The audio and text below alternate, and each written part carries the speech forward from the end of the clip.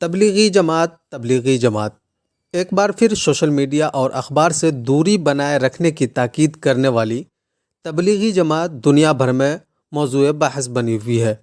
گزشتہ سال یعنی مارچ 2020 میں بھانڈ میڈیا کی اور سے کورونا پھیلانے کا ذمہ دار قرار دی گئی جماعت آج MBS یعنی محمد بن سلمان کی وجہ سے چرچے میں ہے۔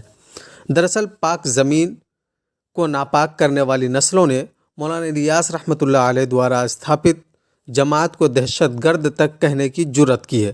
آئیے جانتے ہیں کہ تبلیغی جماعت کیا ہے۔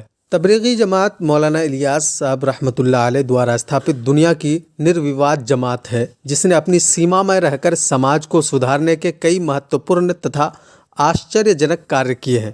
اس جماعت کو پوری دنیا میں سمان کی نظر سے دیکھا جاتا ہے۔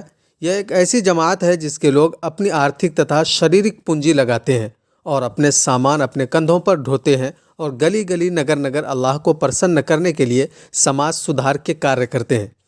یہ نہ کسی سرکار سے کوئی چندہ لیتے ہیں، نہ ہی کسی سنستھا سے کوئی پیسہ مانگتے ہیں، نہ ہی کسی کی تعریف اور پرشنسا کے اچھک ہوتے ہیں۔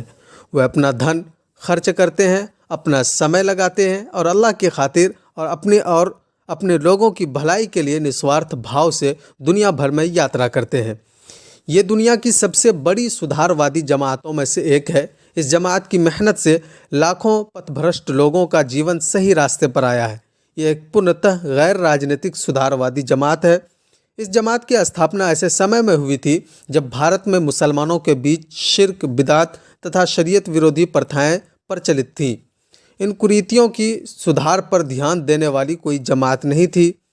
کچھ شکشن سنستھان تتھا مدرسے تھے جن سے پڑھے ہوئے علماء مسجد کی امامت تتھا دھارمک شکشا پھیلانے کا کرتویہ نبھا رہے تھے۔ ایسے میں عام مسلمانوں تک پہنچنے اور انہیں توحید اور پیغمبر کی شکشا سے اوگت کرنے اور اسلام کا سندیش دینے کی آوشکتا تھی۔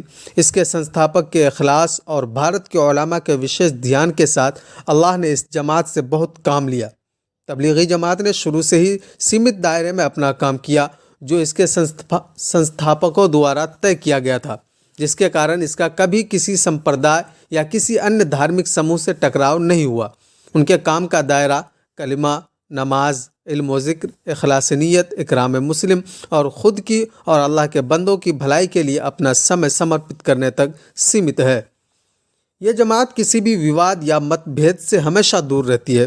غورطلب ہے کہ سعودی سرکار کے اسلامک معاملوں، دعویٰ تتھا ارشاد کے منترالیہ کی اور سے سعودی عرب کی مسجدوں کے اماموں کے لیے حال ہی میں گائیڈنس جاری ہوئی ہے۔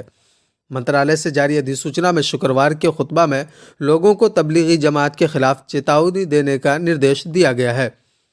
منترالیہ دوارا جاری ادھیسوچنا اور اسلامک معاملوں کے منتری کے ٹویٹ نے تبلیغی جماعت پر نواچاروں، اندھ وشواسوں اور آتنکواد کو بڑھاوا دینے کا آروپ لگایا اور اماموں کو آدیش دیا کہ لوگوں کو ان سے دور رہنے کے لیے کہیں۔